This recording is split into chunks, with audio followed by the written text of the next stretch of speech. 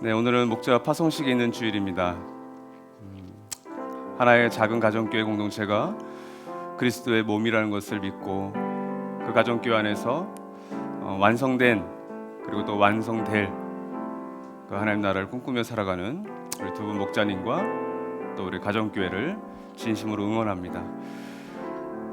교회가 그리스도의 몸이기 때문에 그분의 뜻에 따라서 순종하며 나아갈 우리 모두에게 이 찬양은 하나의 방향성이자 이정표이겠죠. 함께 고백하며 나아갑시다. 교회는 그리스도의 몸이라, 우리는 그리스도의 몸이라. 교회는 그리스도의 몸이라, 우리는 그리스도의 몸이라. 만물 안에서 만물을 충만케 하시는 분의 충만함입니다.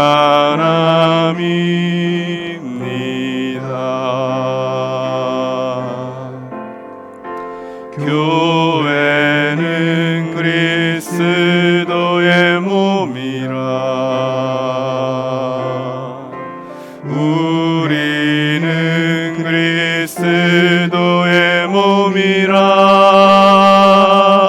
만물 안에서 만물을 충만케 하시는 분의 충만함입니다. 우리의 목소리로 교회는 그리스도의 몸이라, 우리는 그리스도의 몸이라. 만물 안에서 만물을 충만케 하시는 분의 충만함입니다.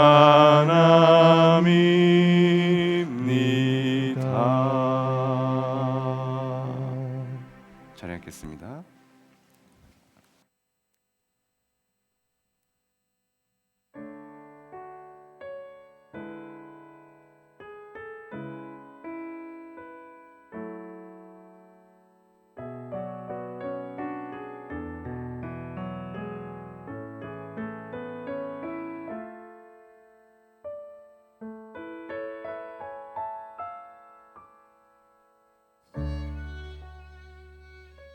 작지만 진실한 주님의 몸의 공동체, 생명의 열매를 계속 맺어가는 공동체, 주님의 생명 안에서 말씀으로 자라가는 공동체에 함께할 수 있어 감사합니다. 왕이신 하나님을 바라보며 세상에서의 성공이 아닌 하나님 나라 백성으로 성공하는 진짜 크리스찬으로 살고 싶습니다.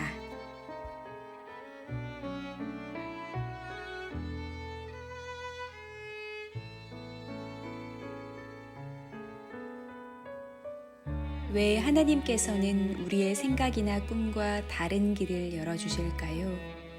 나는 편하고 싶은데 고난을 주시고, 나는 부유하고 싶은데 가난을 주십니다.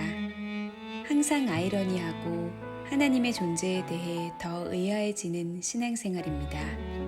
그러나 오늘 실패를 추구한 자들이 성공의 결과를 얻고, 가난을 택한 자들이 부유해짐을 봅니다. 아직도 내게 가득 차 있는 내 생각과 계획과 자기중심성을 버리게 해주세요.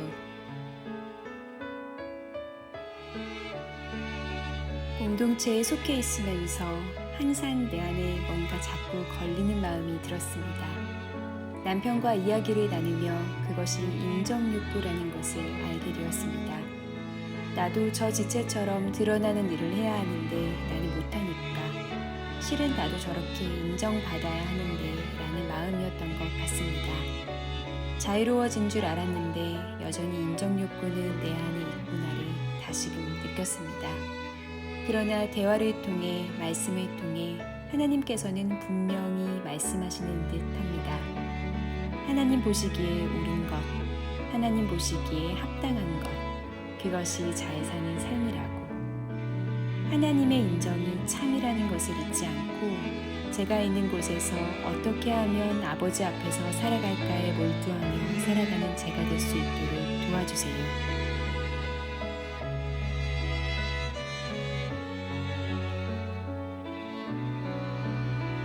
일반적으로 세상 사람들이 정해놓은 기준을 따라가는 것이 아닌 반대의 기준을 추구하는 것, 그것이 하나님의 기준이라는 것을 알고 있지만 자기중심적인 우리 모두는 그 기준을 충족한다는 것이 너무 어렵다는 것을 알고 있습니다. 하지만 어려운 길을 가는 것이 하나님 나라의 시민권을 가진 우리가 갈 길이라는 것을 말씀을 통해 항상 알려주고 계십니다. 결국엔 실패한 것처럼 가난한 것처럼 보이는 삶일지라도 하나님께선 성공한 것으로 풍요로운 것으로 평가해 주실 것을 기대하며 그 길 가길 원합니다.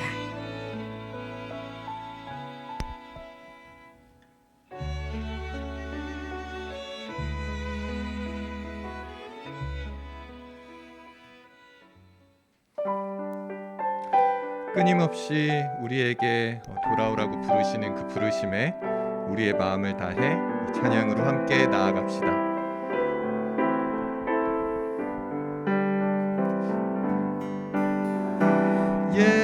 예수가 우리를 부르는 소리 금성 부드러워 문 앞에 나와서 사면을 보며 우리를 기다리네. 오라 오라 방황치 말고 오라 죄 있는 자들아 이리로 오라 주 예수 앞에 오라 간절히 오라고 부르실 때에 우리는 지체하랴 주님의 은혜를 왜 아니 받고 못 들은 채 하려나. 오라 오라 방황치 말고 오라 죄 있는 자들아 이리로 오라 주 예수 앞에 오라. 세월이 살같이 빠르게 지나 세월이 살같이 빠르게 지나 쾌락이 끝이 나고 사망의 그늘이 너와 내 앞에 들리며 가리우네. 오라 오라 방황치 말고 오라 죄 있는 자들아 이리로 오라 주 예수 앞에 우리를 위하여 예비해 두신 우리를 위하여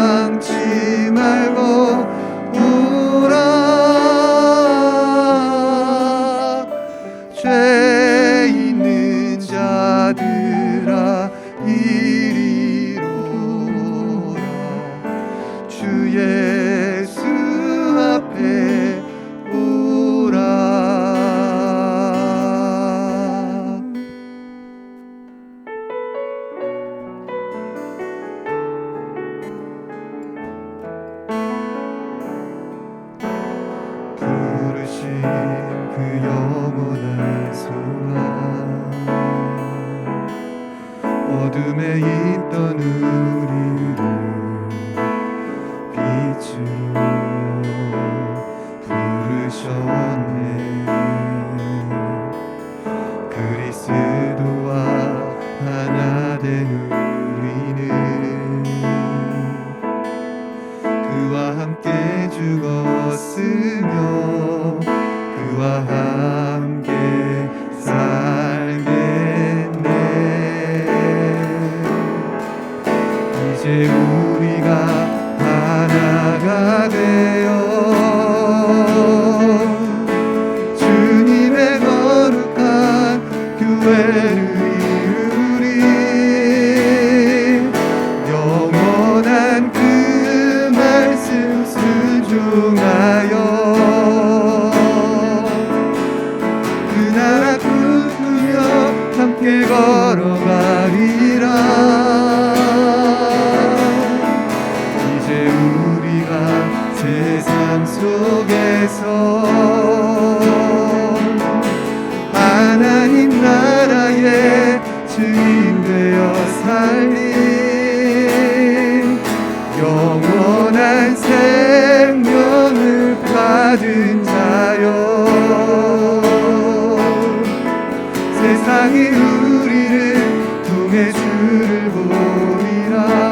부르심 그 영원한 소망, 부르심 그 영원한 소망.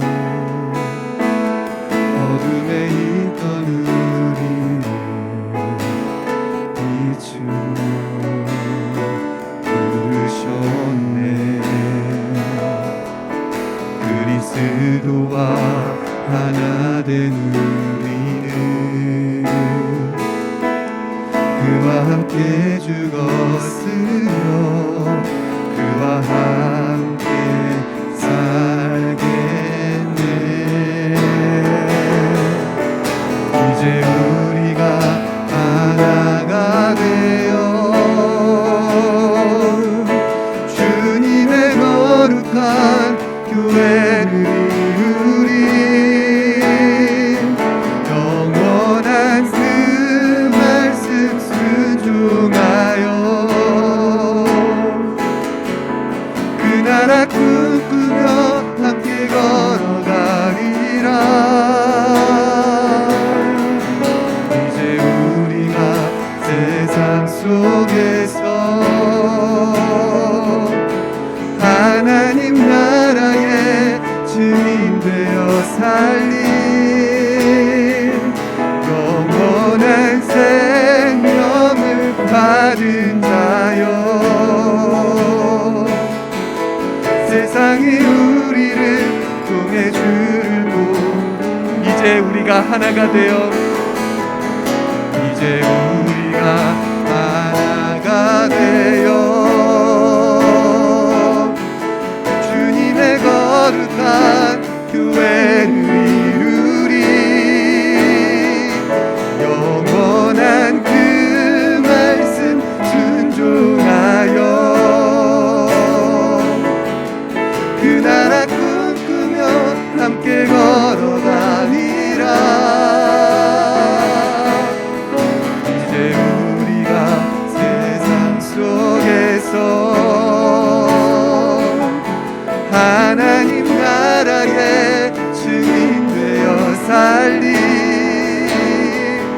영원한 생명을 받은 자여. 세상이 우리를 통해 주를 보니 영원한 생명을 받은 자여. 영원한 생명을 받은 자여. 세상이 우리를 통해 주를 보리라.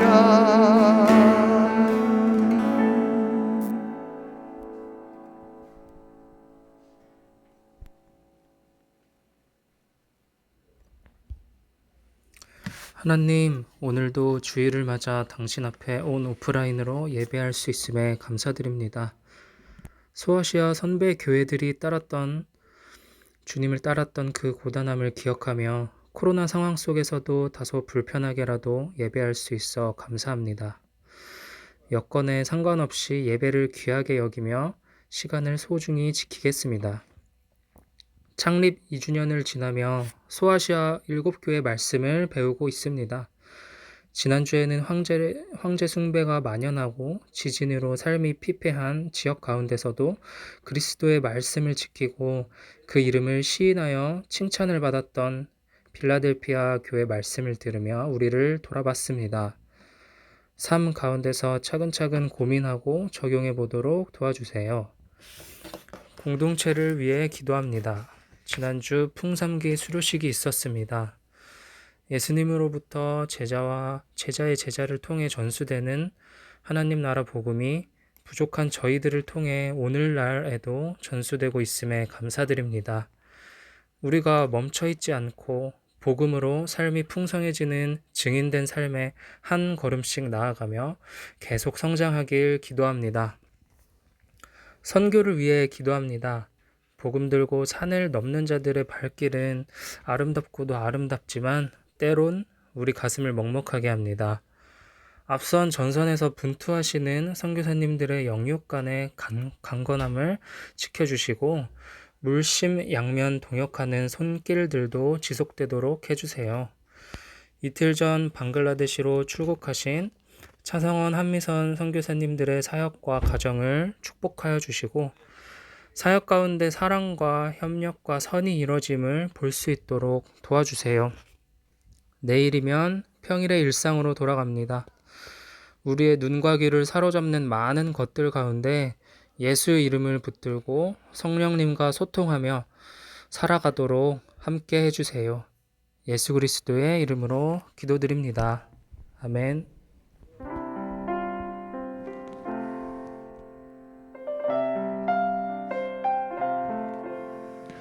우리의 기도를 통해 오 주여 일하소서 주의 뜻 이루소서 아멘.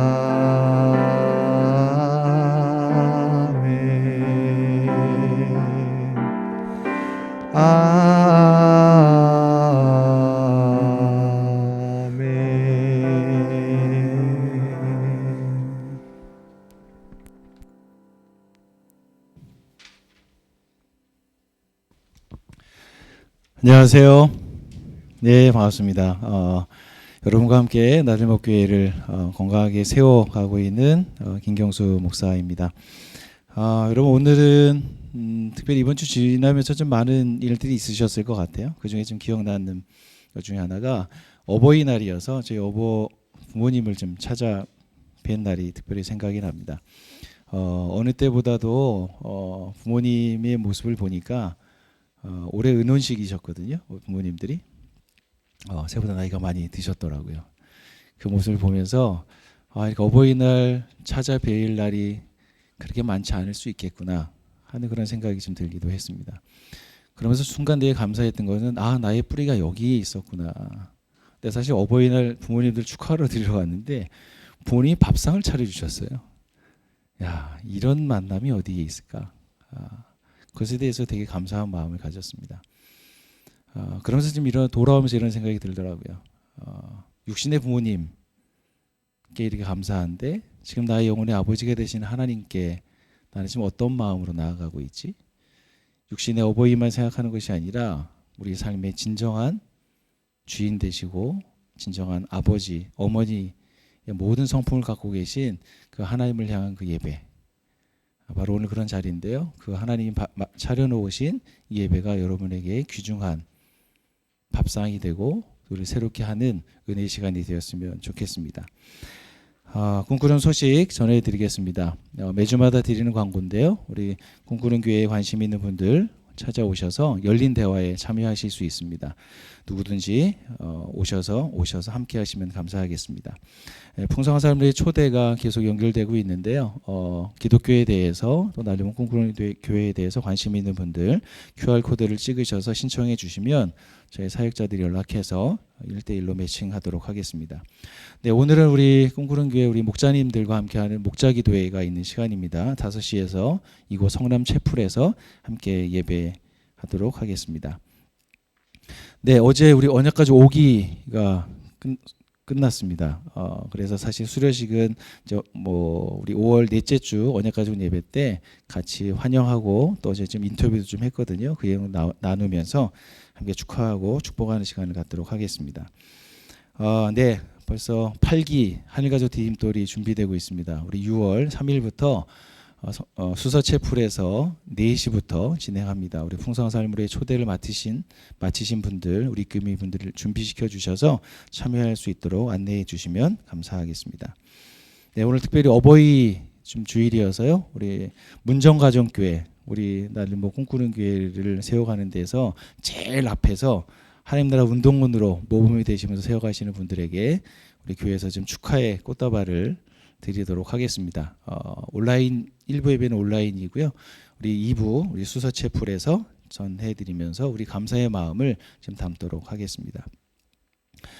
네, 지난주에도 광고했지만 다음 주는 창립 2주년 감사 주일입니다. 우리 꿈꾸는 교회가 두 번째 맞는 생일이면서 또 우리가 그것을 어떻게 걸어왔는지를 좀 돌아보고 앞으로 20년 정도를 내다보면서 감사와 기대하는 시간이 될 것 같습니다. 함께 기도해 주시고 함께 마음 모아 주셨으면 감사하겠습니다. 네, 5월 부모 골방 기도회인데요. 매월 셋째 주 우리 다음 세대 자녀들을 위한 기도회가 있습니다. 지금 온라인 상황이기 때문에 매주 셋째 주 월요일 9시 30분에 있으니까요. 우리 부모님들 자녀들을 위해서 함께 기도하고 우리 자녀들을 품고 하나님의 인도를 구해가는 현명하고 지혜로운 부모님들 되셨으면 좋겠습니다. 우리 다음 세대 숲에서 광고 드리는데요. 우리 청소년들 아시겠지만 질풍노도의 시기 아닙니까?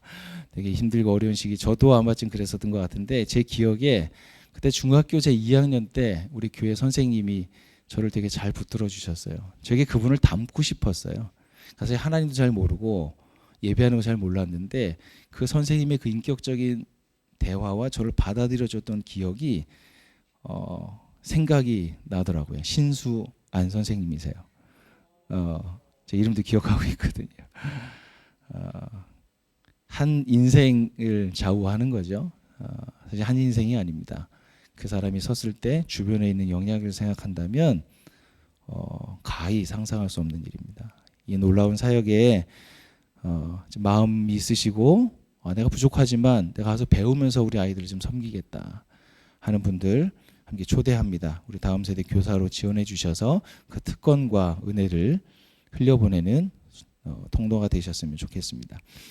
네, 우리 5월, 6월 우리 꿈꾸는 교회 일정 주보 참고하셔서 한번 확인하시면 되겠습니다. 네, 오늘은 정말 기쁜 날입니다.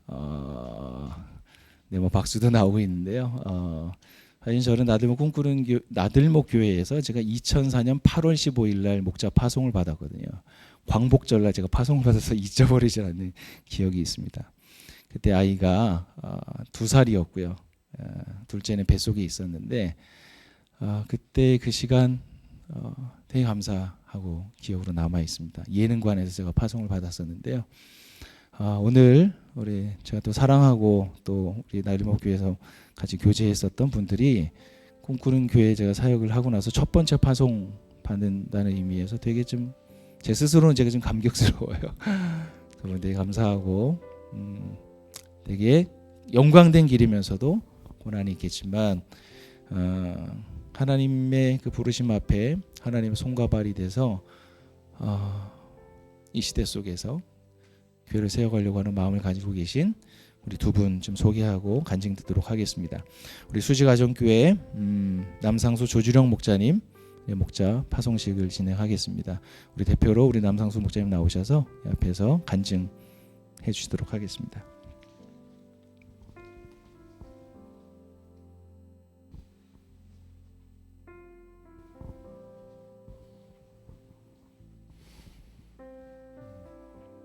네, 안녕하세요. 오늘 목자 파송을 받게 된 수지가교의 남상수 조주령입니다. 모든 사람을 존중하며 믿음의 식구들을 사랑하며 하나님을 두려워하며 왕을 공경하십시오. 베드로전서 2장 17절. 이 말씀은 작년 7월에 가정교회 분가를 준비하면서 말씀 묵상 중에 하나님께서 제게 주신 말씀입니다. 저희가 신설동 나들목교회를 처음 온 해가 2008년이니 나들목교회에 함께한 시간이 벌써 13년이 되었습니다. 그동안 많은 목자님들이 파송을 받고 새로운 가정교회들이 세워지는 것들을 보며 공동체 일원으로 함께 기뻐하고 축하했지만 정작 나와는 상관이 없는 일이라고 생각했었습니다. 여러 훌륭한 목자님들의 삶을 보며 도전이 되었지만 동시에 우리가 감당할 수 있는 삶은 아니라고 확신했었습니다. 예전에 김용국 목사님이 나들목교회에서 10년이 지나도록 목자로 섬기지 않을 거면 교회를 떠나야 한다는 농담 아닌 진담을 듣고서 10년이 가까이 올수록 농담처럼 교회를 떠나야 하는 건 아닌지 얘기하며 웃었던 기억이 납니다. 그랬던 저희가 어느덧 목자가 되어 파송을 받게 되었습니다. 사람이 마음으로 자기의 앞길을 계획하지만 그 발걸음을 인도하시는 분은 주님이시라는 말씀처럼 저희는 결단코 목자의 삶을 살 수 없다고 다짐했었지만 하나님께서는 저희를 목자의 길로 인도하셨습니다. 여전히 저희는 부족하지만 목자로서의 삶에 대한 하나님 아버지의 부르심에 순종하기로 했습니다. 왜냐하면 그것이 목자이신 예수님의 삶을 따라 사는 것이라고 생각했기 때문입니다. 하지만 이런 결심과는 별개로 지난 몇 달간 가정교회 목자로 섬기면서 코로나로 인해 함께 모이지 못하는 어려움과 초보 목자의 미숙함으로 인한 어려움들이 있었습니다. 분가 때 서현가교에서 선물로 받은 압력밥솥은 아직 개봉도 해보지 못한 채 먼지만 쌓여가고 있습니다. 언젠가 언박싱을 할 날이 속히 오기를 소망해 봅니다. 지난 몇 달은 이런 어려움 가운데서도 하나님이 주시는 목자로서의 기쁨과 감사를 발견하는 시간이기도 했습니다. 부족한 목자들을 따라 분가라는 모험을 함께 시작해주고 수지 가정교회를 함께 세워가기 위해 애써준 수지가교 식구들을 보며 기쁨이 있었습니다. 또한 가정교회 목자로서 이전보다 더 간절한 마음으로 예배와 기도를 하다 보니 하나님과의 관계가 더 친밀해지고 깊어져 가는 것에 대한 감사가 있습니다. 가정교회 분가를 시작하면서 하나님께서 주신 모든 사람을 존중하며 믿음의 식구들을 사랑하며 하나님을 두려워하며 왕을 공경하십시오라는 베드로전서의 말씀을 저희 가정교회 식구들이 함께 삶으로 살아낼 수 있기를 소망하며 기도하고 선한 일을 우리 가운데 시작하신 분께서 그리스도 예수의 날까지 완성하실 것을 믿음으로 고백합니다. 지금까지 목자로서의 삶의 본을 보여주신 목자님들께 감사의 마음을 전합니다. 첫 목자님이셨던 중계가정교회 서정자 신용진 목자님, 가정교회에서 함께한 시간이 길지는 않았지만 목자님들의 복음에 대한 열정과 배려가 기억에 오래 남습니다. 저희의 가장 힘들었던 시기를 함께해 주셨던 성북가교 박에스더 정경원 목자님, 어쩌면 이 당시 성북가정교회가 아니었다면 저희 부부는 더 오랜 시간 깊은 힘듦 가운데 있었을지 모릅니다.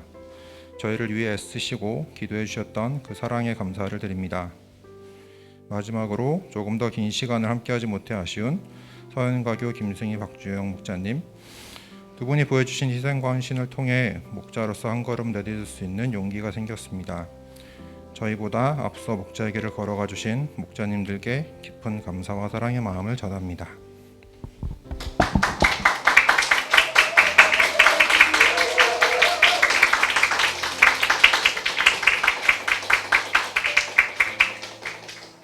우리 주령 누님은 저기 와 계시는군요.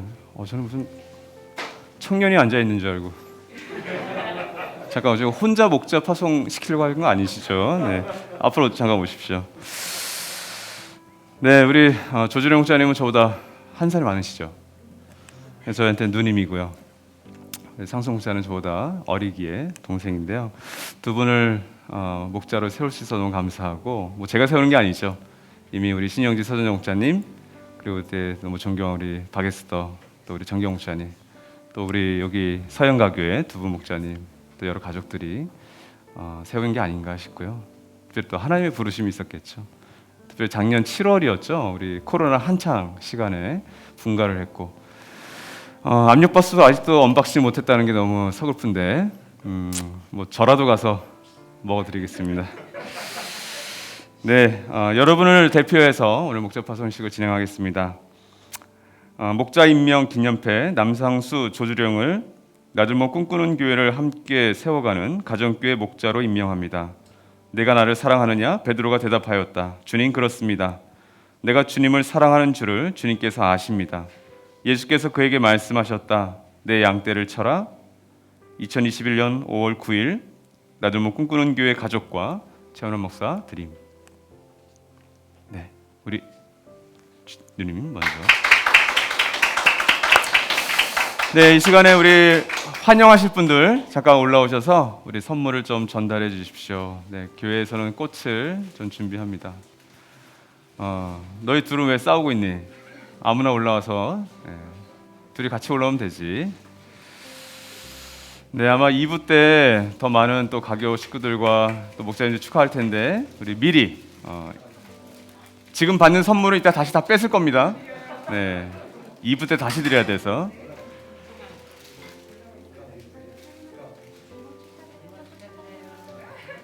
네.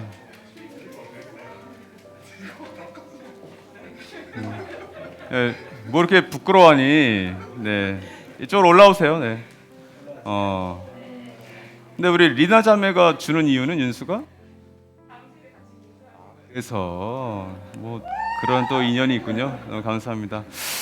이 시간 우리 두 분 목자님들과 또 우리 수지 가정교회 또 파송했던 우리 서영 가정교회 위에서 잠시 기도할 때 우리 좀 반주에 맞춰서 한 1분간만 같이 기도 부탁드립니다. 함께 기도합시다. 아버지 하나님 주님 너무 감사합니다. 우리 성수 목사님과 우리 조주령 목사님 여러 가지 쉽지 않은 이 코로나 상황 속에서 가정교회를 분가하여서 정말 약 1년을 지나왔습니다. 주님 정말 서영 가정교회와 그 이전에 성북 가정교회와 또 중계 가정교회 나들목 교회에서 배웠던 하나님 나라의 복음의 전수자로서 우리 두 분 목자님들과 우리 수지 가정교회 모든 가족들이 정말 운동원답게 살아갈 수 있도록 오늘 이 파송식이 좋은 출발점 될 수 있도록 주여 하나님 붙들어 주시고 인도하여 주시옵소서. 두 목자님을 정말 사랑합니다. 또한 존경합니다.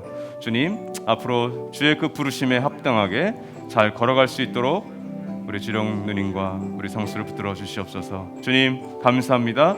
오늘 이렇게 좋은 날 하나님께서 다시 한번 우리의 부르심을 깨닫게 하시니 감사하고 우리 함께 축하하는 이 자리 주님께서 영원히 동행하여 주시옵소서. 예수 그리스도의 이름으로 간절히 기도드립니다. 아멘. 네, 이 시간 우리 두 분과 우리 모든 축하하신 분들 같이 박수로 환영해 주십시오. 감사합니다. 네, 자리로 들어가 주십시오. 네.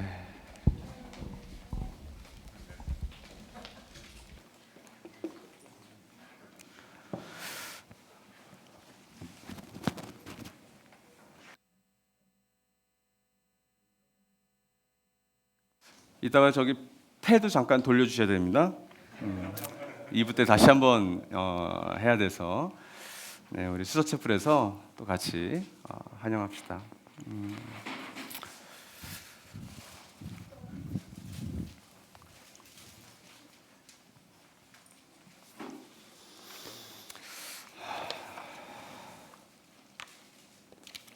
네, 너무 감사하네요. 또 이렇게 코로나 상황 속에서 거의 한 9개월 열을 지나오신 거죠. 한 8개월, 9개월, 10개월 수지 가정교회가 잘 와주셔서 감사하고요. 네, 오늘 같이 좀 말씀 나누고 또 오늘 목자 파송식을 같이 축하합시다. 잠깐 기도하겠습니다. 하나님 감사합니다. 우리에게 많은 것을 주셨는데 그 주신 것으로 인해서 우리가 하나님 앞에 방심하거나 나태해지거나 게을러지지 않도록 오늘 이 목자파 성식을 또한 보면서 하나님께서 이 깨어진 세상에 우리 가정교회를 어떻게 세워가시는지, 또 목자를 또 어떻게 준비시키는지, 또 앞으로 내가 어떻게 목자로서 준비되어 갈지를 함께 꿈꿀 수 있는, 그래서 우리가 많은 것을 눈에 보일 때 가진 것 같지만 속 빈 그런 가난한 교회가 아니라, 혹 많은 것이 없더라도 주님 앞에 큰 교회라 인정받는 우리 나눔을 꿈꾸는 교회와 우리 모든 가정교회 되게 하여 주십시오. 예수님의 이름으로 기도드립니다. 아멘. 네, 너무 감사합니다. 개인적으로도 이런 시간들은 너무 좋네요. 어제 어버이날이라고 해서 우리 한 가족이 저한테 이 작은 카네이션을 달아줘서 이런 걸 잘 안다는데 그냥 하나 달았어요. 아직 제 딸도 아직 카네이션을 저한테 안 달아주셔서 준비를 했는지를 모르겠어요. 그래서 네, 마음이 좀 속상한데 도대체 우리 아이들은 뭘 보고 자라고 있는 건지 저의 모습을 보겠죠, 그렇죠? 제가 미국에서 사역할 때 저희 한인 교회들은 대부분 다 미국 교회를 빌렸었습니다. 대부분. 그러나 이제 자기 건물을 갖는 교회들은 굉장히 재정이 탄탄하죠. 그런데 이제 보통 한인 교회가 더 규모가 크고 빌려준 교회가 굉장히 작은 이렇게 멤버만 남은 교회들이 꽤 많아요. 그래서 어떤 미국 교회는 단돈 $1에 그 모든 부지와 건물을 다 한국 교회에 넘기기도 하는 일들이 일어납니다. 넘길 때 세금이 너무 크기 때문에 $1로 이렇게 계약을 맺는 거죠. 거저주는 거죠. 근데 저희 타운에도 한 교회가 있었는데 본당에 한 1,000명 정도 들어가는 굉장히 큰 교회죠. 이렇게 역사도 굉장히 길고. 근데 그 교회 분들하고 이제 대화를 나눌 수 있는 시간이 있었는데 그 교회가 한 40년, 50년 전만 해도 한 2,000명까지 모였다라는 거예요. 근데 지금은 그 할머니, 할아버지가 한 20명 정도가 그 교회를 지키고 있어요. 여러분 상상해 보십시오. 1,000명이 들어갈 수 있는 본당 규모에 20명의 노인들이 그 교회를 지키고 있는 모습. 그 옆에 있는 교회였지만 저희가 몸담았던 교회 역시 그렇게 크진 않았어요. 그 상황이 그렇게. 근데 그 교회도 한 800석의 본당에 한 200명의 어른들이 교회를 지키고 있었고요. 꽤 있는 거죠. 근데 그 교회 주인은 그 200명의 어른들이 아니었어요. 그 교회 주인은 한 10명 모이는 웨슬리 파운데이션이라고 하는 청년들이 그 교회 주인이었어요. 그러니까 그 교회를 그 청년들이 지은 거죠. 근데 어떻게 20명이 이 커다란 교회, 겨울에 난방비만 한 수천만 원, 2천만 원이 드는 이 교회를 운영할까 이해가 되지 않았어요. 또 풀타임 목사들도 있었고, 그래서 사정을 물어보니 사정은 간단했어요. 그 이전에 있었던 어른들이 은행에 1,000만 불의 돈을 적금으로 두고 매해 한 40만 불의 이자를 얻어서 그걸로 사례비도 주고 운영도 했다라는 얘기를 이제 듣게 된 거죠. 어른들에게는 200명의 어른들이 잠깐 그 공간을 빌려주는 거예요. 우리 한국인 교회들에게도 빌려주는 거고, 이 10명의 청년들이 이 교회 주인이라고 1,000만 불의 돈, 우리나라 한 120억 정도 됐겠죠. 그걸 놓고 1년에 한 4억 정도로 교회를 운영한다고. 여러분 제가 그 교회를 부러워했을까요? 전혀 부러워하지 않았습니다. 그 건물은 좋았지만 그닥. 그 교회를 부자라고 할 수 있을까요? 돈을 물려주었는데 뭐가 물려주지 못한 거예요? 복음의 전수가 일어나지 않은 겁니다. 비참한 교회인 거죠. 오늘 저는 여러분과 그 교회의 하나, 원형이었던 교회를 다루려고 합니다. 그것은 라오디게아 교회였어요. 7교회 가운데 가장 부유했던 교회였지만 가장 가난했던, 그래서 질책을 많이 받았던 교회입니다. 계시록 3장 14절에서 22절의 말씀 우리 같이 한번 읽겠습니다. 시작. 라오디게아 교회에 심부름꾼에게 이렇게 써 보내어라. 아멘이신 분이시요 신실하시고 참되신 증인이시요 하나님의 창조의 처음이신 분이 말씀하신다. 나는 내 행위를 안다. 너는 차지도 않고 뜨겁지도 않다. 내가 차든지 뜨겁든지 하면 좋겠다.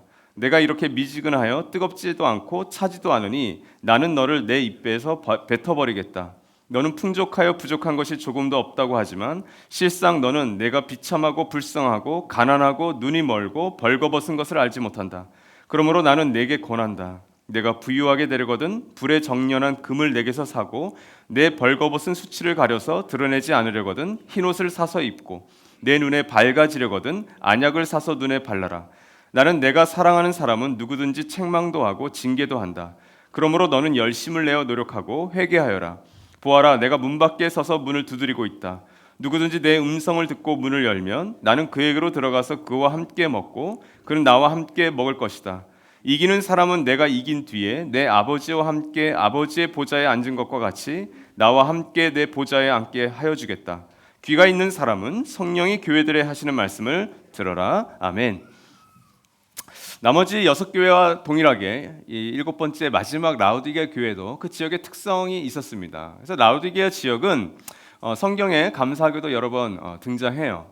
특별히 지역적으로는 우리가 알고 있는 골로새서의 지리인 골로새라고 한 지역과 그 옆에 있던 히에라볼리, 그래서 뭐 넓은 이등변으로 생겼는데 히에라볼리와 이 골로새 그리고 이 라오디게아가 세 개의 도시라고 같이 연결된 도시라고 보시면 됩니다. 마치 형제라고 부를 수 있을까요?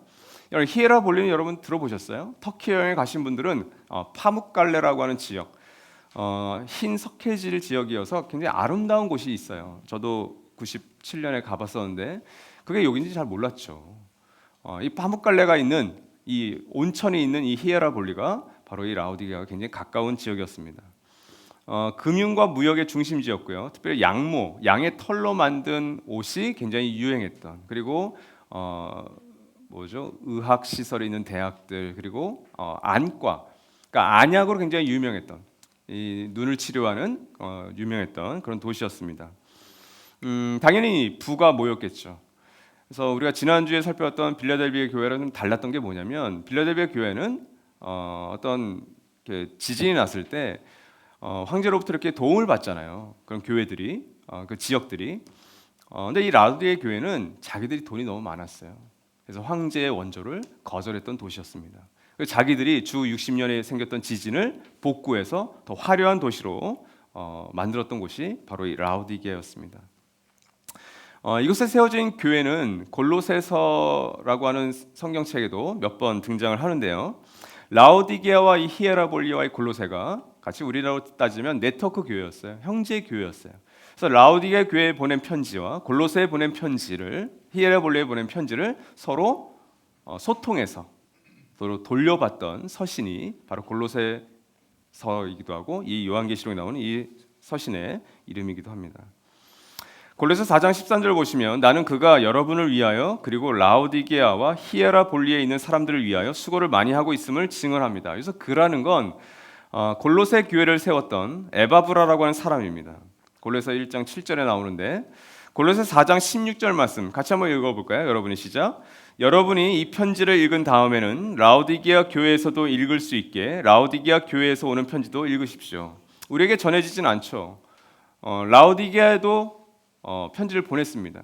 그 편지를 너희 골로새도 성도들도 받아서 읽어라. 당연히 골로새서도 라오디게아 성도들이 읽을 수 있도록 했겠죠. 히에라볼리아 골로새와 이 라오디게아가 굉장히 가까운 지역이었습니다. 그래서 그 주님 어떤 바울의 편지들을 같이 돌려받던 거죠.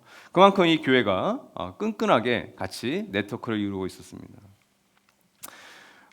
진단자의 정체, 예수 그리스도는 당신을 이렇게 소개하십니다. 14절 보시면 세 가지로 소개하시죠. 먼저는 아멘이신 분, 그 둘째는 신실하시고 참되신 증인으로, 그리고 하나님의 창조의 처음 혹은 근원이신 분, 이렇게 세 개로 소개하는데 어떤 의미가 있을까요? 아멘이신 분, 이것을 좀 번역하면 진리이신 하나님 이렇게도 번역을 합니다. 이사야서 65장 16절 말씀을 인용한 말씀이기도 하는데 이사야서 말씀은 진리이신 하나님 이렇게 번역을 했어요. 근데 이것은 아멘이신 하나님입니다. 그래서 어떤 분명한 확증, 어떤 확신 이런 것들을 의미해요. 그래서 아멘이 뭐죠? 당신 말이 맞습니다. 그럴 때 우리가 아멘하는 거예요. 에이멘, 아멘하는 거예요. 그렇죠? 그 아멘입니다. 공간복음서에도 이 아멘이라는 단어가 자주 등장합니다. 특별히 요한복음에서는 아멘을 2번 겹쳐서 25번이나 사용했어요. 여러분이 잘 아시는 요한복음의 독특한 표현이죠. 진실로 진실로 너희에게 이르노니, 그 진실로 진실로가 아멘 아멘이에요. 그러니까 2번이나 반복해서 한다는 건 강조죠. 이게 진짜 너에게 필요한 말씀이다. 그래서 우리가 말씀을 읽다가 혹은 찬양을 하다가 저 가사가 저 말씀이 맞다. 내가 저걸 붙들어야겠다. 그때 우리가 아멘하는 이유는 굉장히 성경적인 겁니다. 그래서 아멘이신 하나님 이렇게 소개하고 있습니다. 두 번째는 신실하시고 참되신 증인입니다. 우리가 버가모 교회를 살펴봤을 때 계시록 2장 13절에서 거기서는 신실한 증인인 안디바가 유일하게 사람 이름을 등장하면서 긍정적인 이 사람이 하나님의 신실한 증인이었구나, 예수의 증인이었구나 소개가 되죠. 근데 오늘 말씀에서는 누가 증인으로 등장하는 거예요? 예수 그리스도가 하나님의 신실하시고 충성된 증인으로 당신을 소개하고 있는 거예요. 예수님이 진짜 증인이 되신다라는 거죠. 그리고 또한 세 번째는 하나님의 창조의 처음이신 분이라는 것은 세 번역은 처음으로 번역을 했는데 근원, 이 아르케라고 하는 단어는 기원, 원천, 근원을 의미해요. 그러니까 뭐라고 소개하시는 거예요? 나는 이 우주 만물의 창조자로서 자기를 소개하고 있는 겁니다. 내가 근원이다. 나로부터 시작된다. 이렇게 얘기하고 계시는 거예요. 그러니까 라오디게아 교회는 도시와 마찬가지로 불을 축적했잖아요. 그러니까 이 교회는 뭐가 필요 없었을까요? 네, 하나님이 별로 필요 없어요. 근원이신, 처음이신, 그 원천이신 하나님을 버려도 살아가는데 별로 어려움이 없는 거죠. 그러니까 예수님은 이 라오디게아 교회에 대해서 너무 잘 알고 있었습니다. 그래서 이 세 가지로 아멘이신 분으로, 신실한 충성된 증인으로, 그러나 나는 모든 것의 처음이자 근원이신 분으로 자기를 소개하고 있습니다. 그 진단서의 내용은 건강한 게 없죠. 15절, 17절까지는 다 책망입니다. 질병 코드를 소개하고 있어요. 특별히 15절에서 16절 말씀을 보면 뜨거운 물 그리고 찬물 이게 등장하면서 미지근한 물에 대한 이야기가 나옵니다. 그래서 이것에 대해서는 얘기할 게 너무 많은 설교를 아마 들으셨을 거예요. 차든지 뜨겁든지 해라. 미지근하면 안 된다. 그래서 열정을 강요하죠. 근데 여러분 히에라볼리는 저도 갔었지만 온천으로 유명한 곳이에요. 그래서 이게 수도관을 통해서 이렇게 여러분 로마 건물을 보면 높이 이렇게 지어놓는 건물들이 그 수도관이잖아요. 그 다리처럼 생긴 게. 그렇게 보면 미지근해지는 거죠. 근데 뜨거운 물은 어떤 효용이 있었어요? 네, 온천은 사람들의 어떤 질병을 고치는 치료의 어떤 효과가 있습니다. 지금도 그래서 우리 나이 드신 분들이 젊은 분들 마찬가지지만 온천을 좋아하시는 분들이 특히 계시죠. 저도 온천을 좋아하는 부류인데 들어가면 이렇게 시원하다. 그리고 낫는 것 같다. 그게 여기서 다 비롯된 겁니다. 온천은 특별히 히에라볼리는 온천은 어떤 치료의 어떤 특별한 어떤 힘이 있다라고 사람들이 생각했어요. 근데 골로새는 어떤 곳이었을까요? 골로새는 광물질이 별로 섞이지 않은 깨끗한 물, 시원한 물, 차가운 물이 있었던 곳이에요. 그래서 그 시원한 물을 또 끌어옵니다. 그다음에 라오디게아는 뭐가 있었어요? 이런 시원한 물을 자체적으로 할 수 있는 그런 셈이 발달되지 않았어요. 그래서 히에라볼리에서 물을 공급하거나 골로새에서 물을 공급했기 때문에 물이 미지근한 거죠. 근데 그 미지근한 물로는 별로 효용이 없었던 겁니다. 그런 배경하에서 이 말씀을 여러분이 보시면 좋을 것 같아요. 또한 히에라볼리의 그 뜨거운 물은 광물질이 섞여 있기 때문에 그건 먹으면 안 됩니다. 먹을 수가 없는 물이었어요. 그래서 17절에서 뭐라고 합니까? 너는 풍족하여 부족한 것이 조금도 없다고 하지만, 그러니까 세 번역이 의역한 거예요. 개역 개정이나 개역 성경, 영어 성경 훨씬 더 번역 잘했습니다. 이렇게 외치는 거예요. 나는 부자다. 끊어버려야 돼요. 나는 부자다. 넌 부자라고 하는구나. 너는 부유하고 부족한 것이 없다고 하는구나. 착각하고 있는 거죠. 그래서 주 60년경에 일었던 지진으로 도시가 파괴되었을 때도 얼마든지 자기의 힘으로 재건할 수 있었던 거예요. 황제도 별로 필요 없어. 우리가 다 할 수 있어요. 우리 추적한 게 많아요. 이렇게 얘기하고 있는 거죠. 그러면서 그 실상을 5가지로 예수께서 진단을 하나하나 내고 있어요. 이것을 오늘날로 만약 병원에서 의사가 진단한다면 우리가 가질 수 있는 모든 온갖 질병들, 복합적인 질병들을 다 소개하는 거예요. 당뇨라든지 간암이라든지 또 암이라든지 모든 심각한 병들을 여기다 다 소개하고 있는 거예요. 뭡니까?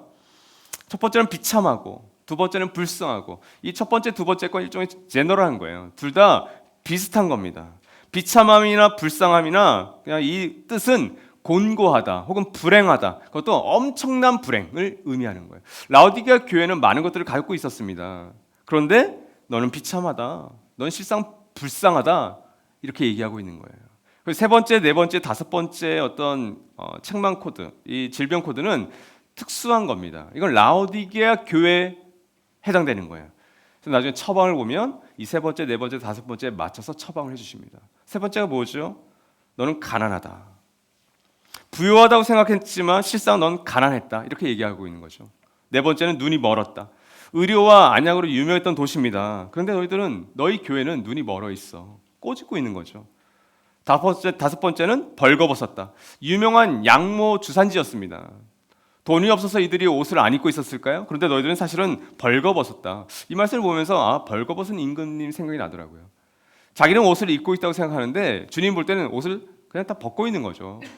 그러니까 뭐예요? 수치와 부끄러움을 느껴야 되는데 수치와 부끄러움마저도 느끼지 못하고 있는 모습입니다. 그들의 영적인 상황을 이야기하고 있는 거겠죠. 그런데 예수께서는 바로 이 세 번째, 네 번째, 다섯 번째 말씀으로 사실 나중에 맞춤형 처방도 하십니다. 그래서 18절 말씀이 바로 그 말씀이죠. 그러므로 나는 내게 권한다 하면서 세 가지를 권하세요. 첫 번째로 뭐라고 권하십니까? 너가 가난하지 않고 부자가 되려면, 가난하다고 했잖아요. 근데 너가 정말 부유한 사람이 되려면 이렇게 해라 하면서 뭘 얘기하냐면 불에 정련한 금을 사라 이렇게 얘기하고 있어요. 불에 정련한 금이 뭘까요? 생각하면 이렇게 불에 정련한 금은 순도 90.999에 진짜 순금을 얘기하는 건가? 그렇지 않겠죠. 금은 이미 많은 교회예요. 이 의미는 다른 말씀을 좀 살펴봐야 됩니다. 라우디게아 교회 사람들은 자신들이 구입하고 쌓아놓았던 금과 은을 보면서 부자라고 생각했는데 예수님은 지금 다른 금을 얘기하고 있는 거예요. 그게 어떤 금일까요? 베드로전서 1장 7절 말씀, 우리 전반절 말씀인데 같이 한번 읽어볼까요? 시작. 하나님께서는 여러분의 믿음을 단련하셔서 불로 단련하지만 결국 없어지고 마는 금보다 더 귀한 것이 되게 하시며 이렇게 돼 있죠. 겉으로 라우디게아 교회가 부자였습니다. 근데 여러분 우리가 이전 6개 교회를 살펴볼 때 환난과 궁핍이 너무 잦았지만 오히려 부자라고 칭찬받았던 교회가 있었어요. 서머나 교회였습니다. 오히려 가난했어요. 근데 그들이 부자라고 했어요. 그렇죠? 여기서 불에 정련한 금은 눈에 보이는 금이 아닙니다. 은이 아니에요. 보화가 아니에요. 여기 베드로전서 1장 7절 말씀을 근거로 보면 여러분의 믿음을 단련하여서 불로 단련하지만 없어지고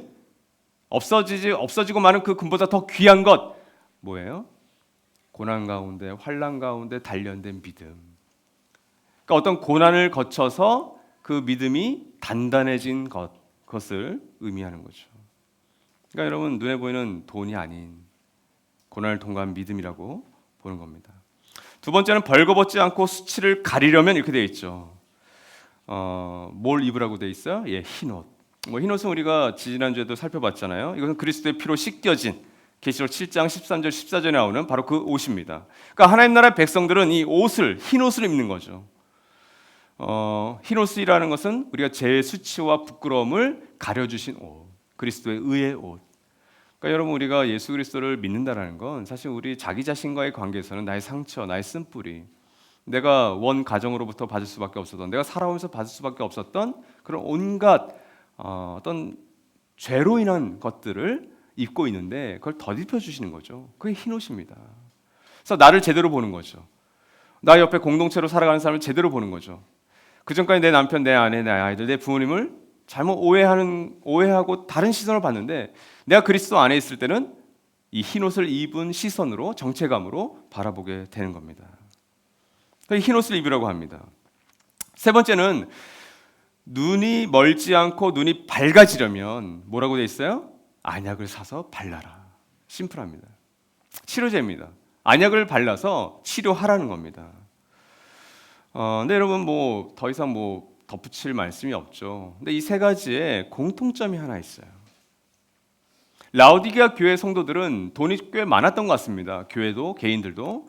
자기들이 입고 먹고 사는 의식주 대부분을 다 금을 주고 은을 주고 샀겠죠. 누구에게 샀을까요? 다 상인들에게 샀겠죠. 근데 지금 예수님께서는 이 세 가지를 다 누구에게 사라고 하고 있어요? 자기에게서 사라고 하고 있는 거예요.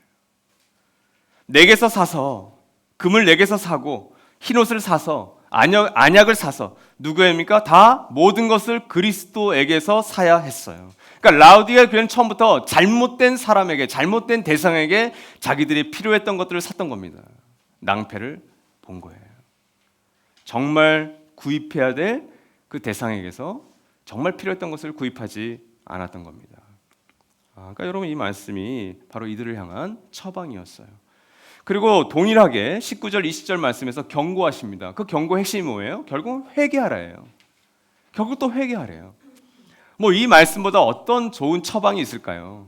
근데 회개하라고 하는데 오늘 19절 20절 말씀을 보면 네 가지로 좀 나눌 수 있을 것 같아요. 특별히 대상, 이 회개 대상이 누구예요? 라오디게아 교회입니다. 라오디게아 교회는 책망받은 교회예요. 여러분 이 말씀은 칭찬할 것이 없는 교회에도 해당이 된다는 거예요. 행함에 있어서 라오디게아 교회 성도들은 철저하게 실패했습니다. 너무나도 부족한 것이 많았어요. 그런데 이 실패한 교회와 성도들 향해서도 하나님은 회개하라고 말씀하고 계시는 겁니다. 회개는 유효해요. 1차적으로는 라오디게아 성도들이겠죠. 또 2차적으로는 이 깨어진 세상에서 하나님 없이 살아가는 사람들을 향한 말씀이기도 합니다. 또 더 지나면 우리를 향한 말씀이기도 하시죠. 그래서 여러분 요한복음 3장 16절 말씀을 보면 이 회개하라고 한 대상이 우리 성도들만이 아니라 모든 사람이라는 걸 알려주죠. 하나님께서 세상을 이처럼 사랑하사 독생자 외아들을 주셨으니 이는 그를 믿는 사람마다 멸망치 않고 영생을 얻게 하려는 것이다. 요새 온 세상이란 건 그리스도만 있는 세상을 의미하지 않습니다. 오히려 교회 밖에 있는 우리의 찾는 이들, 찾지도 않는 이들을 향한 하나님의 사랑을 얘기하고 있는 거죠. 그들을 향해서 하나님은 늘 회개하라고 하시는 거예요. 또한 교회 안에 있는 자들을 향해서도 회개하라고 하시는 겁니다. 이게 회개 대상이었어요. 두 번째 회개의 목적을 보시면 여기 말씀을 보면 책망도 하고 징계도 하기 위함이다 이렇게 되어 있죠. 아가페라고 하는 하나님의 사랑의 원뜻은 상대방이 정말 잘 되기를 바라는 마음이에요.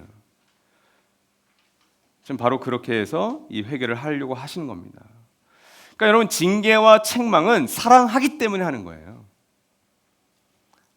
여러분 사랑하지 않으면 어떻게 되는지 아십니까? 책망하지 않습니다. 징계하지 않습니다. 거기에 에너지가 들어가기 때문이에요. 그럼 뭘 선택해요? 무관심을 선택해요. 때로는 우리는 무관심 해야 됩니다. 왜? 우리의 에너지가 한정되어 있어요.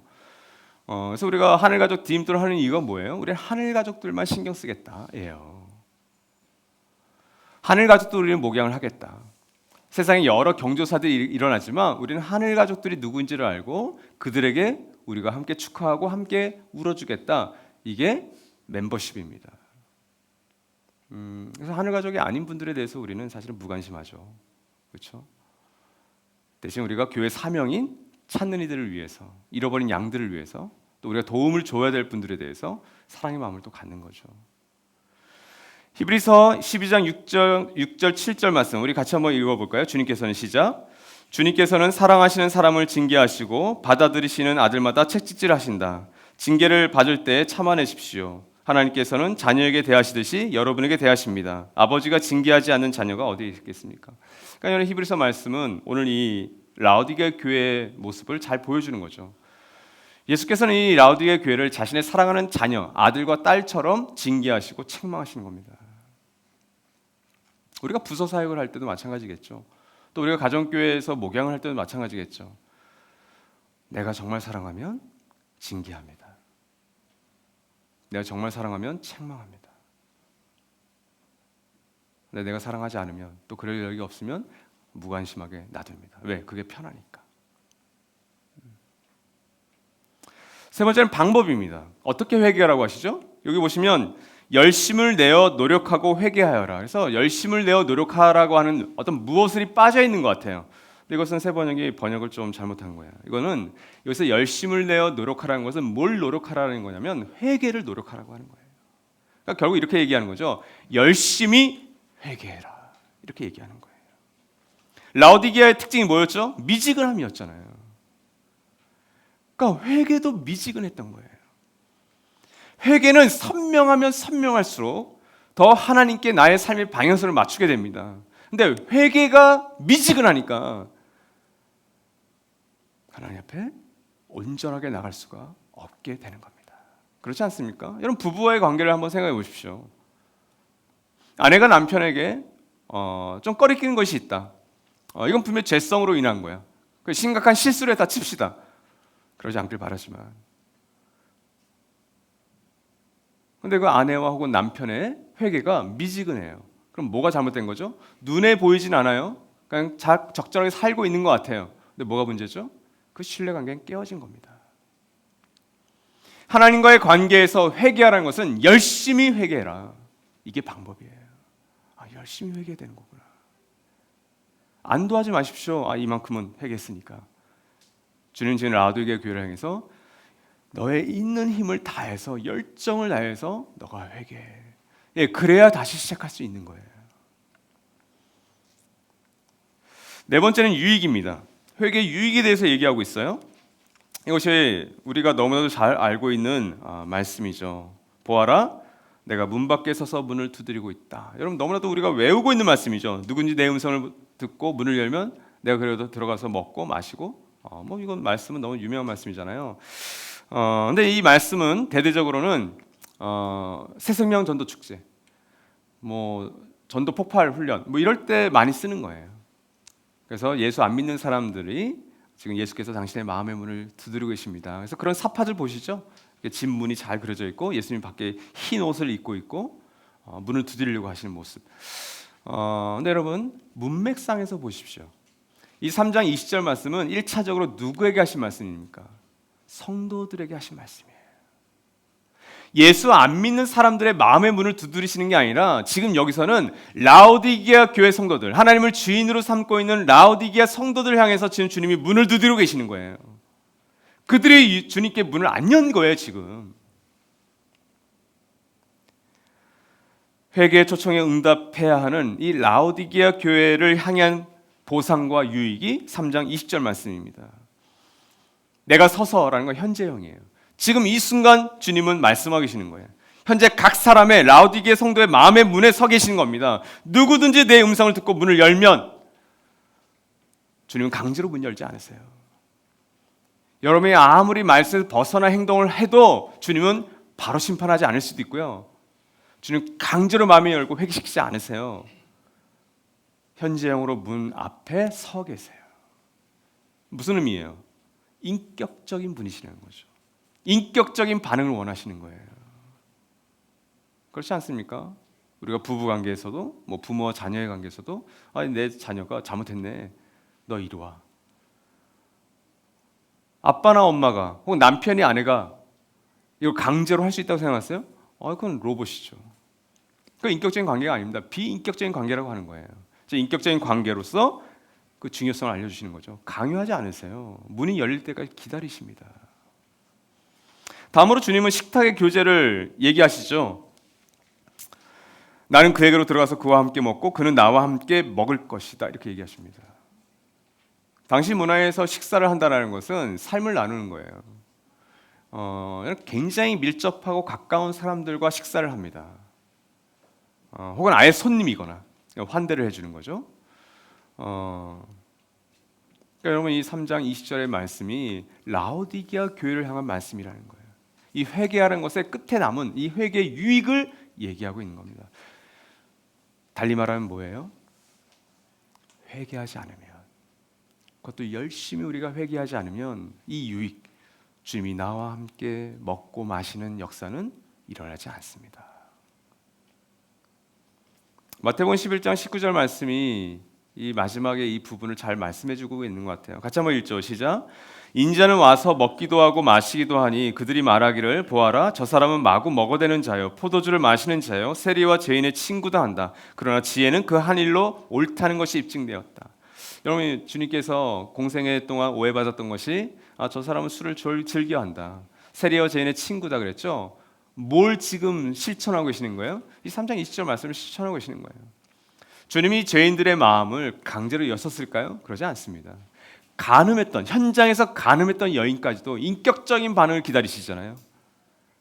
여인 끌어다가 넌 죄인이야, 확실한, 넌 100% 죄인이야, 너 나 안 믿을래?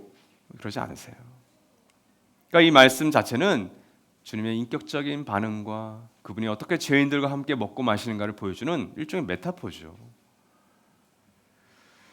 그리고 21절, 22절 말씀은 요한계시록의 특징처럼 약속을 해주십니다. 22절은 그냥 늘 익숙한 말씀이고 21절이 약속인 거죠. 이기는 자에게 뭘 주신다고 하세요? 보좌의 앉게 해주겠다. 뭐 이 보좌에 앉는다라고 하는 메타폰 여러분이 너무나도 많이 들으셨을 거예요. 그 이미지가 뭐 에베소서 말씀을 통해서도 그렇고 다 그려지실 겁니다. 근데 예수님께서 이렇게 말씀하시는 거죠. 내가 이긴 뒤에 내 아버지와 함께 아버지의 보좌에 앉은 것과 같이 나와 함께 내 보좌에 너희도 앉게 하여 주겠다. 이게 약속이에요.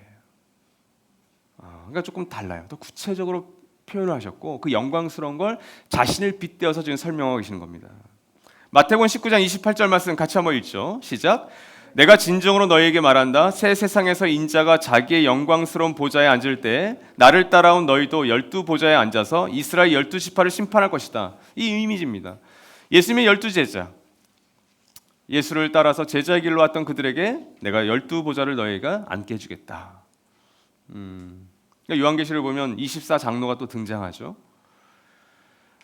20장 4절 말씀 우리 계시록인데 같이 한번 읽겠습니다. 시작. 내가 또 보좌들을 보니 그 위에 사람들이 앉아 있었는데 그들은 심판할 권세를 받은 사람들이었습니다. 또 나는 예수의 증언과 하나님의 말씀 때문에 목이 베인 사람들의 영혼을 보았습니다.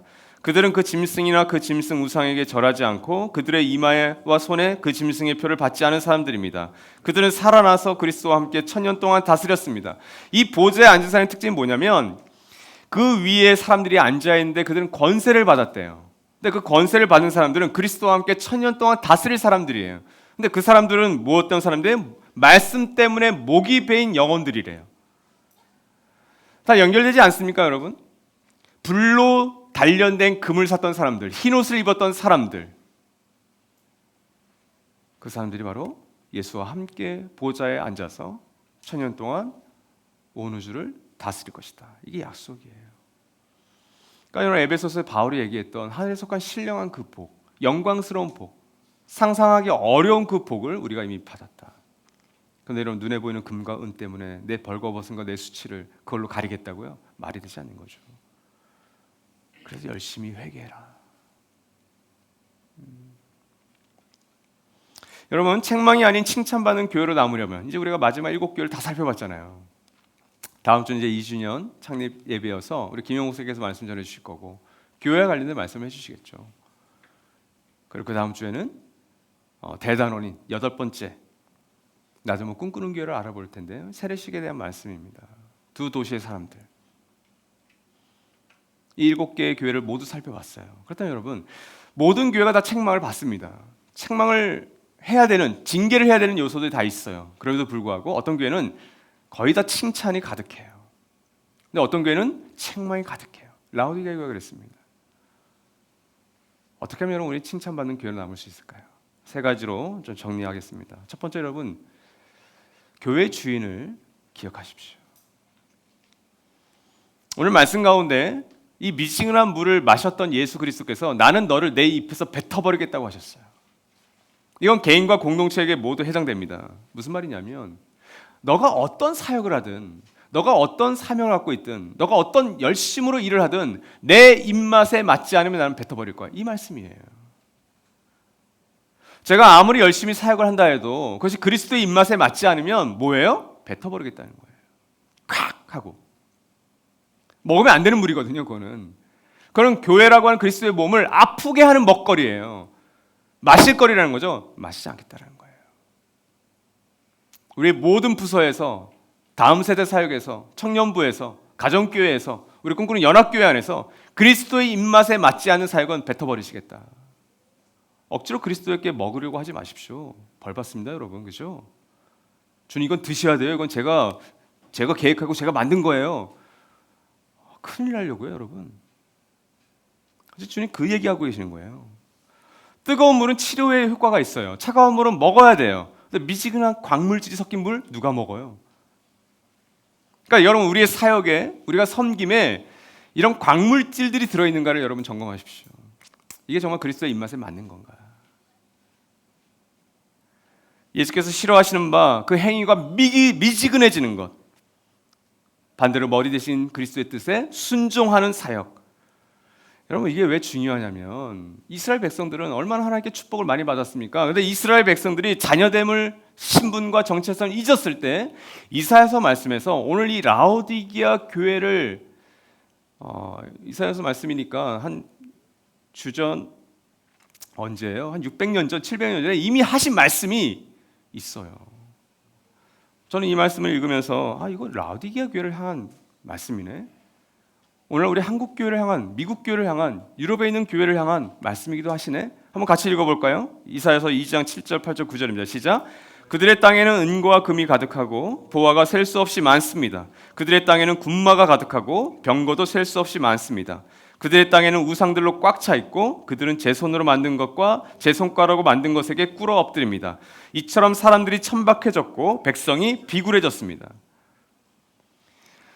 이사야서 말씀을 시작하시면서 심판하실 말씀을 시작하면서 하나님께서 뭐라고 말씀하세요? 너 주인을 잊은 자요, 이렇게 얘기하세요. 소도 제 주인을 알고 나귀도 제 주인을 알고는 너희는 나 주인을 잃어버렸다, 이렇게 얘기하시잖아요. 그 말씀입니다. 여러분, 교회의 주인됨을 인정하는 것, 진짜 주인이 누구인가를 잊지 마십시오. 내가 순종해야 되고 내가 그 명령에 따라야 될 그 주인을 잊지 말라는 거예요.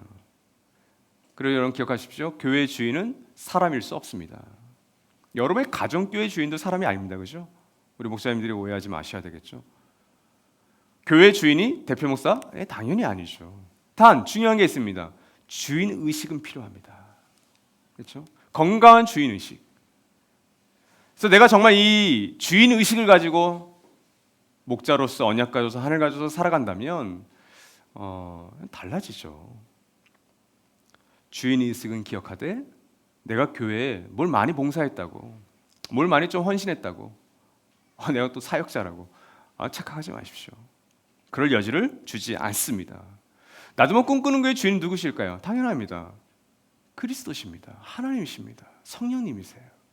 그분의 입맛에 맞는 사역을 우리가 하려고 노력해야 됩니다. 그래서 여러분, 우리가 왜 기획 의도가 중요하다고 하냐면 그 기획 의도가 주님의 입맛에 맞는 거냐, 아니면 그 봉사하는 그 한 사람 비 맞춰주려고 하는 거냐, 그걸 예민하게 보십시오.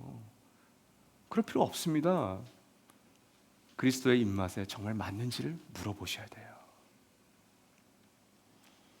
그래서 여러분, 우리가 뭐라고 합니까? 교회를 하나님의 집, 그리스도의 몸, 성령의 전, 거기 어디 대표 목사의 전, 어디 담임 목사의 집, 그런 게 어디 있습니까? 여지를 주지 않죠. 두 번째는 여러분, 교회 사명을 기억하라는 거예요. 당연히 교회 주인이 누구인지를 알게 되면 교회 사명은 새로워집니다. 왜냐하면 이 주인이 누구인지를 알면 그 주인을 기쁘시게 하기 위해서 일을 하게 되어 있어요.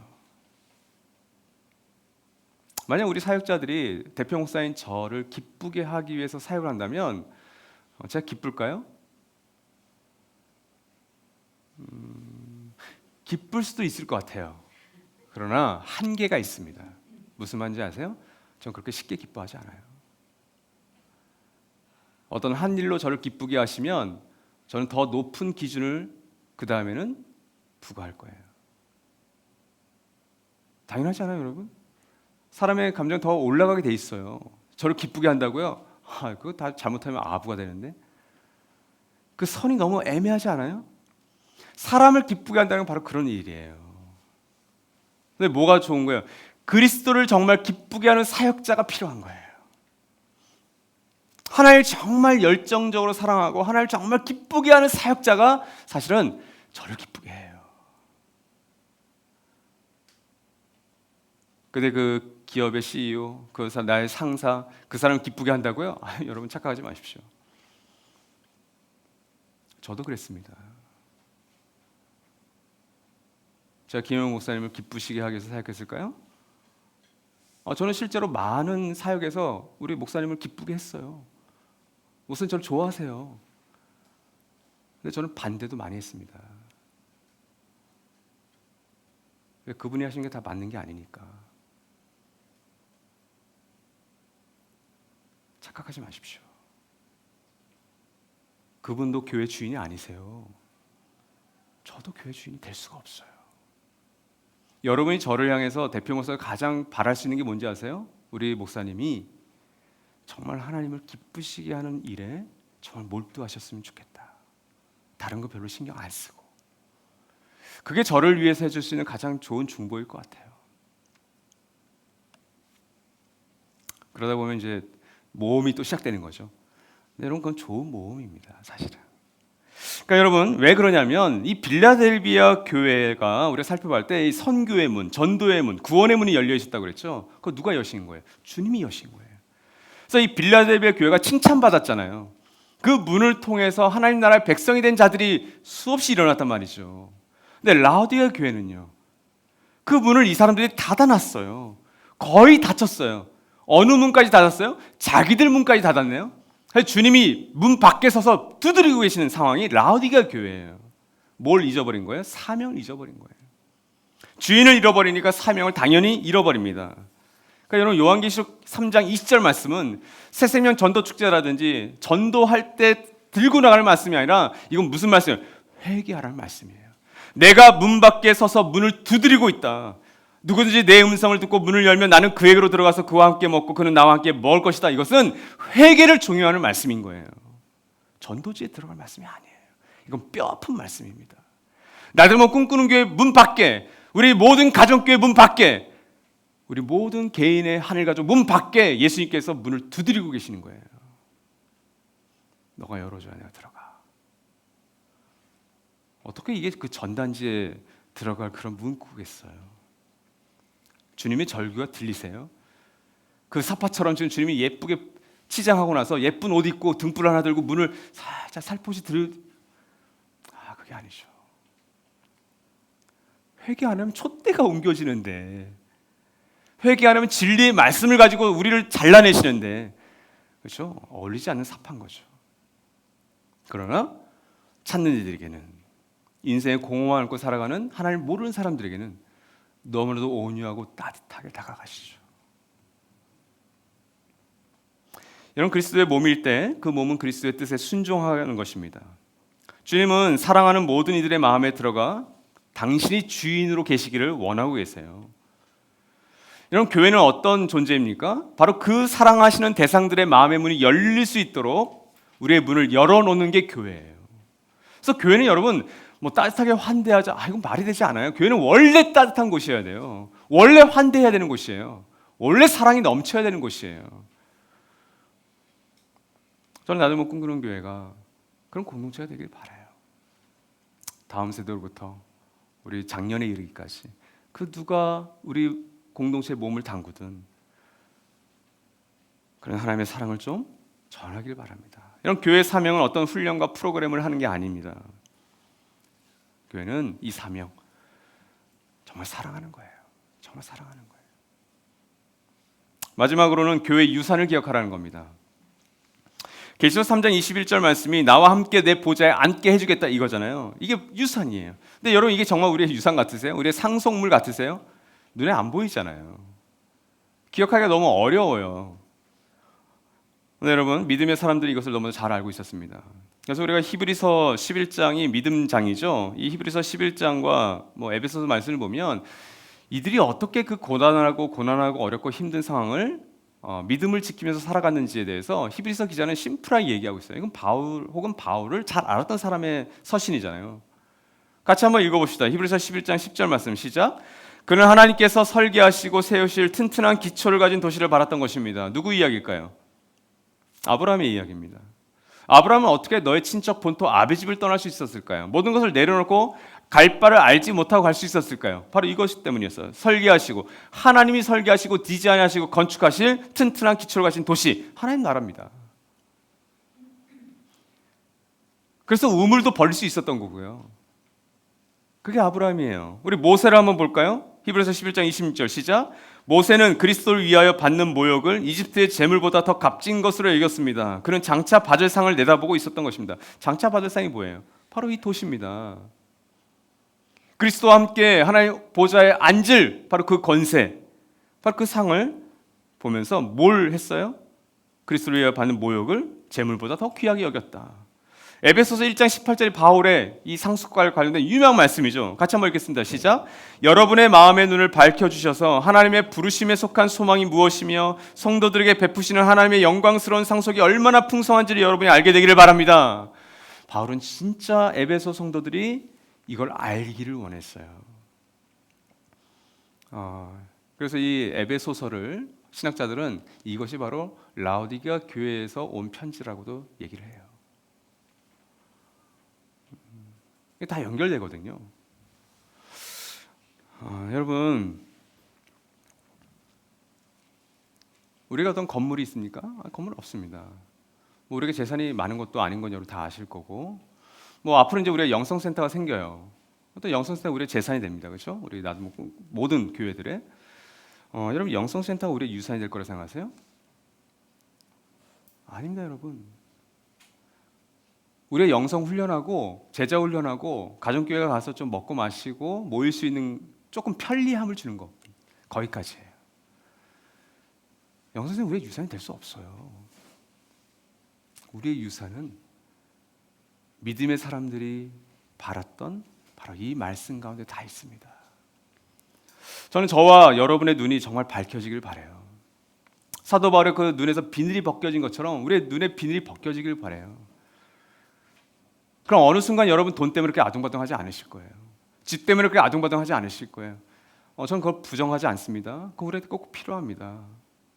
가정교회 할 때 너무 필요해요. 아마 우리 목사님들 저희 집에 오신 적이 별로 없으실걸요?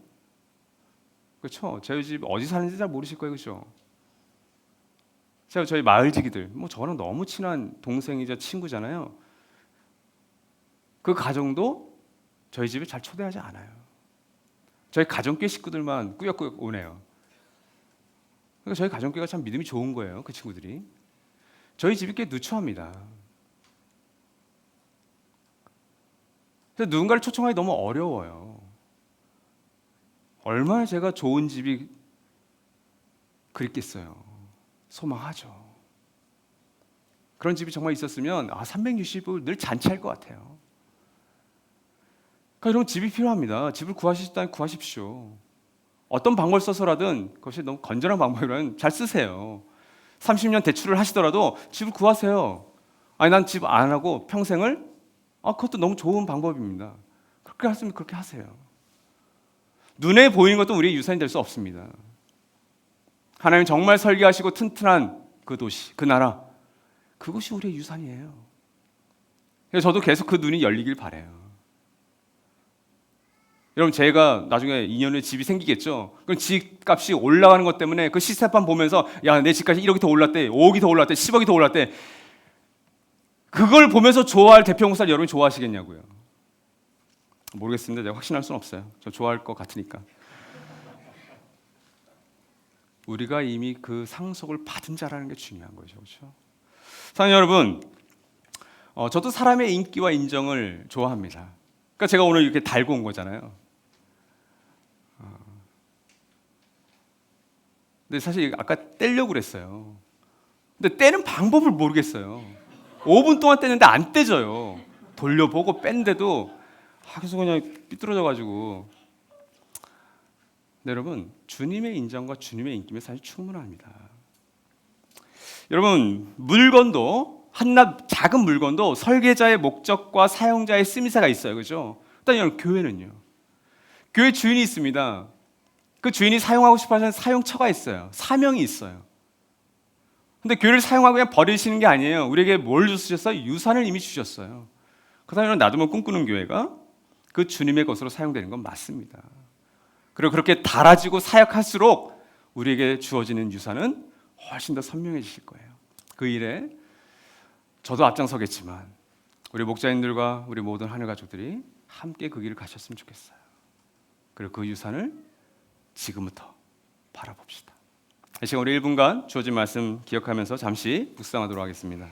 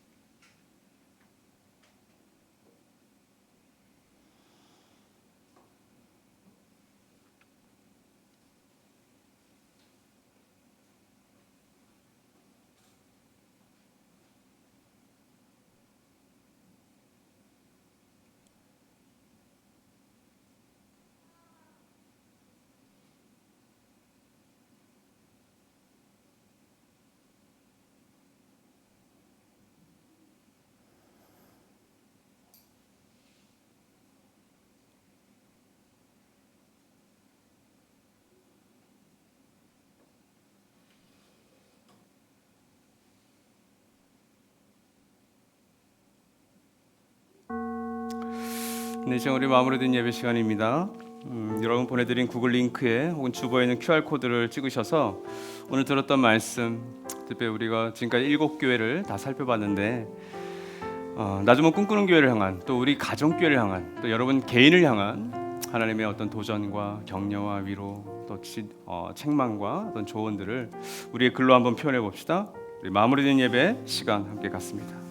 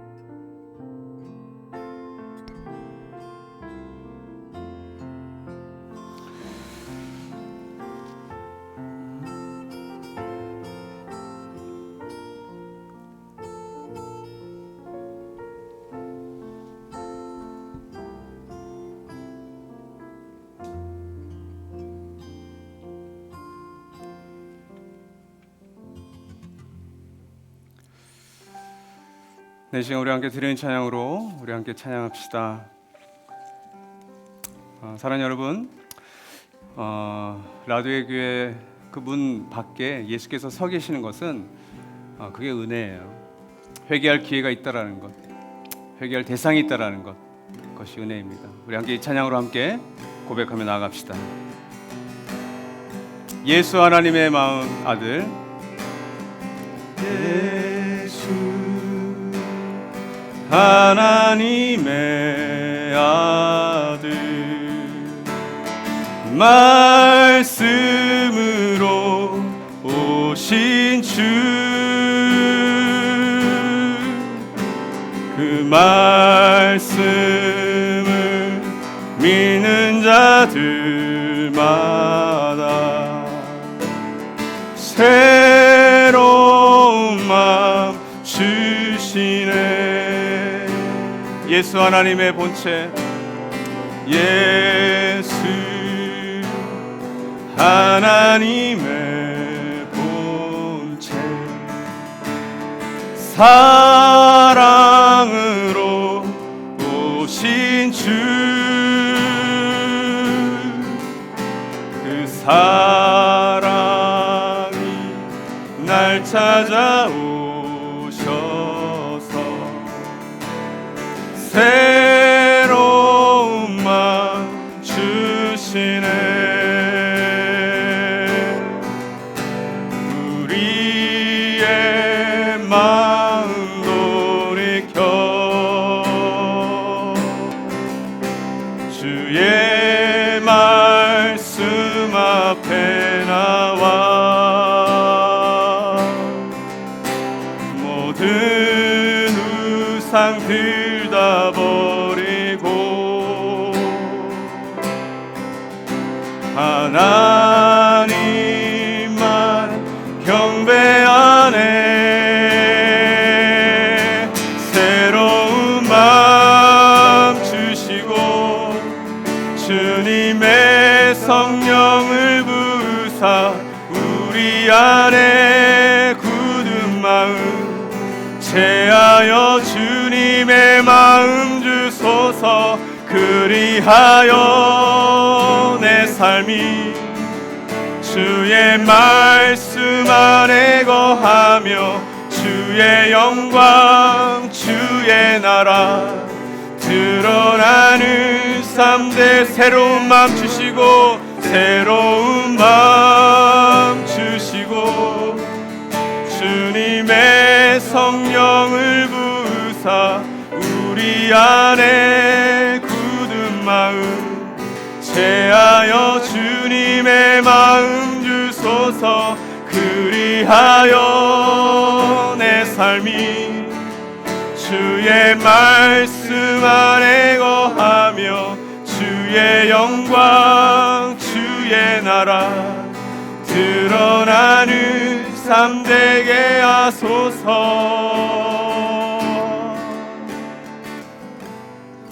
이제 우리 1분간 함께 기도합시다. 주님, 우리 개인과 우리 가정교회와 우리 청년부 결과 또 우리 다음 세대와 또 우리 모든 꿈꾸는 교회에 주님 새로운 마음을 주십시오. 헛된 우상을 버리고 문을 두드리시는 그 예수의 음성과 그 손짓에 반응케 하여 달라고. 우리의 인생을 주님만 주인 되어 주시고 그 주님의 사명을 이루며 영원한 그 유산을 소망하기를. 이제 우리 1분간 한번 기도합시다. 하나님 아버지 감사합니다. 주님 아버지 하나님 들어주시옵소서. 주님의 놀라우신 은혜가 아버지 하나님 우리 가운데 함께 가지를 원합니다. 아버지 하나님 주님 불쌍히 여겨주시옵소서. 아버지 하나님 은혜를 부어주시옵소서. 아버지 하나님 한 영혼을 붙들고 씨름할 수 있기를 원합니다. 주님 가정교회를 붙들고 결을 붙들고 아버지 씨름하게 하여 주시옵소서. 아버지 하나님 주님 붙들어 주시옵소서. 주님 이끌어 주시옵소서. 주님의 놀라우신 은혜가 아버지 하나님 우리 가운데 함께 가지를 소망합니다. 아버지 하나님 주님 살려주시옵소서. 아버지 하나님 당신의 두드리는 그 음성과 그 손길을 외면하지 않게 하여 주시옵소서. 주님 라오디기에 같은 우리 나름의 꿈꾸는 교회와 우리 가정교회와 이 한국교회를 아버지 하나님 불쌍히 여겨주시고 아버지 하나님 긍휼히 여겨주시옵소서. 주님 역사하여 주시옵소서. 주님의 놀라우신 은혜가 아버지 하나님 우리 가운데 함께할 간절히 원하오니 아버지 하나님 역사해 주시고 붙들어 주시고 인도하여 주시옵소서. 주님의 한량을 크신 은혜가 아버지 우리 가운데 충만하기를 간절히 원합니다. 주님 인도하여 주시고 붙들어 주시옵소서. 하나님 아버지 우리 모든 한국교회와 특별히 우리 나들모 꿈꾸는 교회가 정말 칭찬만 받았던 교회였으면 좋겠습니다. 그러나 우리의 자기중심성인 죄성으로 인해서 우리의 자만과 착각과 교만을 위해서 자기 직면, 자기 성찰하지 못하는 모습을 통해서 우리도 착각할 수 있습니다. 우리 나들모 꿈꾸는 교회가 이 교회의 주인과 그 교회의 사명과 그 교회의 유산을 잃어버리지 않게 하여 주시옵소서. 주님, 우리 교회에 주신 사명을 잃어버린 자 찾는 일 향한 사명을 우리 가정교회나 청년부나 우리 다음 세대가 잃어버리지 않도록 한 영혼을 붙들고 씨름할 수 있도록 주여 하나님 역사하여 주시옵소서. 지금은 성부, 성자, 성령 삼위 하나님의 사랑하심과 은혜 주심과 역사하심이 오늘 말씀을 듣고 교회의 주인과 사명과 그 교회의 영광스러운 유산을 잊지 않고 나도 꿈꾸는 교회를 책망이 아닌 칭찬받는 교회로 세우기를 다짐하는 우리 모든 하늘 가족들을 위해 지금부터 영원까지 함께 하시길 간절히 축원하옵나이다. 아멘.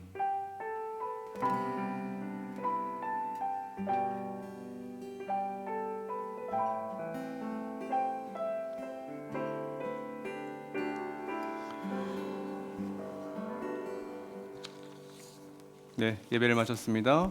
좋은 하루 되십시오.